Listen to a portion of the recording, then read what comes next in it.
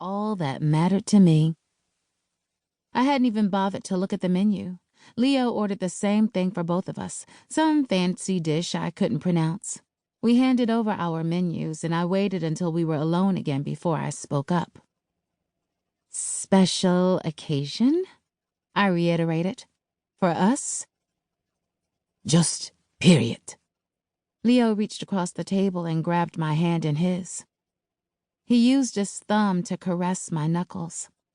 The excitement was all but twinkling in his chocolate irises, and I felt my own anxiousness beginning to bubble up right along with this silky wine. My mind began to hum with possible scenarios of where this was going, but for some reason, my thoughts kept settling on him handing over the keys to either a house or a car.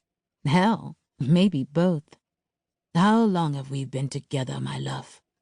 Few months. How many? Do you know? I didn't. I hoped that the question was rhetorical, but he waited patiently while I fumbled through the previous months and events we had shared. Like around 3 or 4, right? I guessed. 8. He corrected with a gentle smile. 8 months, 2 weeks, and 5 days to be exact. I strained against the smile on my face, hopefully masking my apathy. What was he getting at? Was that too soon for him to buy me a house? It has been probably the best 8 months of my life, Leo went on, almost to himself. I hope you know just how special you are to me. My smile widened. Of course I know, sweetie. Well then, you should know me well enough to know I don't make rash decisions. I am very strategic, calculated, and usually once I set my mind to something, I just go for it. No questions, no hesitations. I nodded as my heart quickened. If it was a car, I hoped he had gotten it in red. Something sporty and flashy. I liked flashy, and I hoped he'd pay the insurance up. He knew damn well I couldn't afford insurance on any vehicle after a 1995. Leo blew me a kiss before rising to his feet. He still held my hand in his and pulled me up out of the booth with him. His eyes slid past mine and nodded in greeting to someone behind me. Confused, I turned and eyed the woman who approached. We had the same taste, apparently. She too wore a Tom Ford, but her dress was black, ankle-length with a sheer side panel that revealed just the right amount of skin to be classy. A high-weave ponytail cascaded down to touch the small of her back.